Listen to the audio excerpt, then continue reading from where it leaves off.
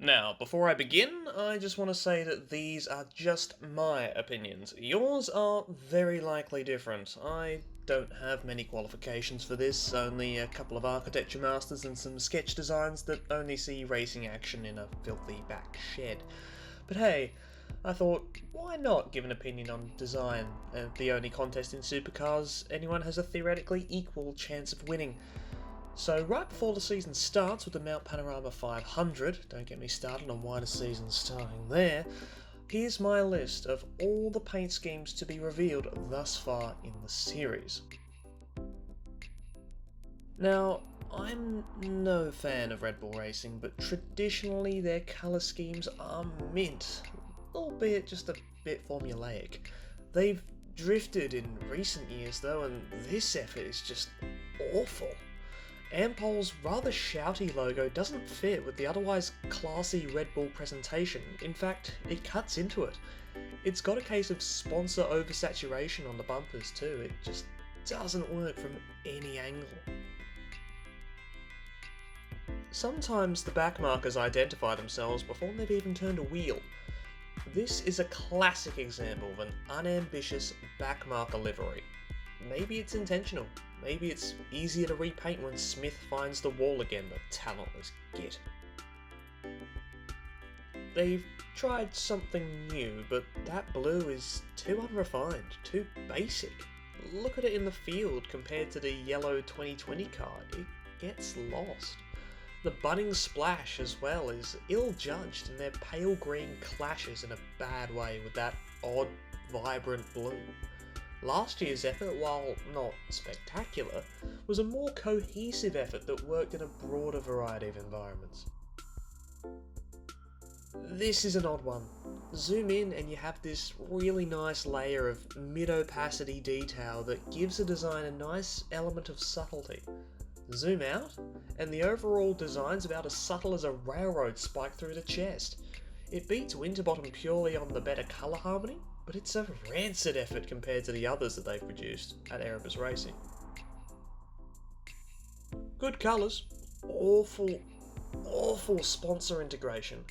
It's so bad that it allows a lot of schemes to fit in between it and the almost identical car of his teammate Coulthard on this list. It rings of laziness on the team livery designer's part, who, knowing Team Sydney, is probably balancing that job with preschool commitments. This was a tough one to grade. I like this bit. The red kinda doesn't work, but kinda does, as there's enough of it to go around, but the Isuzu and Ryko hues are annoyingly different. The colour scheme strikes as somehow both interesting and drab in places. They absolutely won't use the orange wheels throughout the season, which knocks it down further. All in all, a C-, but that could be bumped up if they use the Falcon logo the entire season. Bring it back, Tickford. I'm kinda torn. This car has one of the best rear three-quarter views of the lot. Sadly, those big, far too bold brute stickers and the plain swathes of yellow sour it just a little bit too much. I doubt they'll run this scheme for a full season anyway, being a BJR scheme, which won't exactly be a bad thing if they bring back the brute livery. Don't get me wrong, I'm a huge fan of ambition and change in livery design.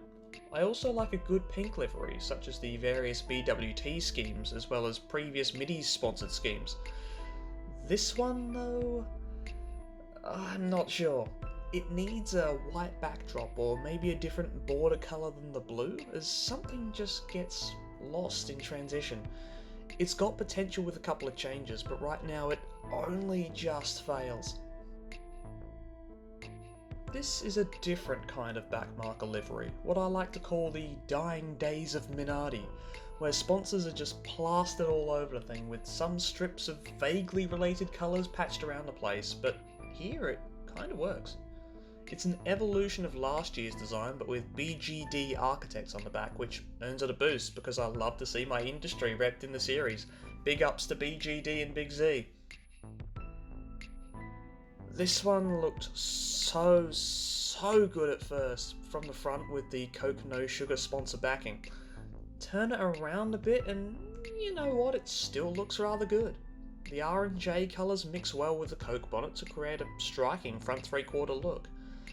Then we get to the rear. It's got the current trademark of the BJR livery, that being sponsor oversaturation at the back that clogs up the nice design. This doesn't mix well with a large amount of blank white space next to it. The design ceases to flow and just hits a wall, sending it down these rankings. As I said, sponsor decals, colours and placement make a big difference, and the local Legends decal fits really nicely into what is an eye-catching colour combination. It's definitely not the worst scheme Techno/Team Sydney has fielded, but it's not the best. Still, at least their liveries weren't revealed during the first race event like in previous seasons. What a joke of a team. Yes, there's plenty of hypothetical Coke designs that look better. Yes, there's plenty of real Coke designs that look better. Yes, there's even been another Coke car from a different team with the same number that also probably looked better. But the logo just looks so good on the car, and it's great to see BJR's livery team actually put in some effort, unlike Team Sydney did last year. It's also great to see them actually release it properly, not have it paparazzi'd on the back of a tow truck like the amateurs Team Sydney think they're not. This was very Red Bull F1 team, this, and it worked. It was a really nice scheme with a gritty effect applied so the thing works in a macro and a micro sense. I couldn't see this being carried long into the season at the time once they found a sponsor, which was why it was so low down the list, and unfortunately they have. God, I wish they brought it back instead of, no, get it away, get it away! If it ain't broke, don't fix it. It still looks good, but that Wagner strip at the rear threatens to spoil this design. I'll be interested to see if it works with the yellow hues on the 12 car though, which I haven't quite seen. Boost liveries in the series have never really looked bad, just performed bad really. This thing looks quick though. It uses similar colour palettes to the Brock's ride, but it does it so much better, even with the wheel application. I love those coloured rim walls, those are great, I hope they run those. Ryko genuinely need to scale back their money though, they're in danger of ruining this and a lot of the other Tickford liveries. This is how you do it if you're a backmarker. Yes, it's about as simplified as Russian agricultural equipment, but it's clean, it's crisp, and it's finished in a nice double blue hue. Learn some things, Team 18. It looks lovely on track. Plus, it won't be driven by the slowest man in the world, so we may actually see it on TV this year. I loved this design last year, and I love it again, even if I wished it was Big Z behind the wheel. It's gotten a tad more cluttered this year, but the basic black/cream gold still works a treat. I wanted to love this design.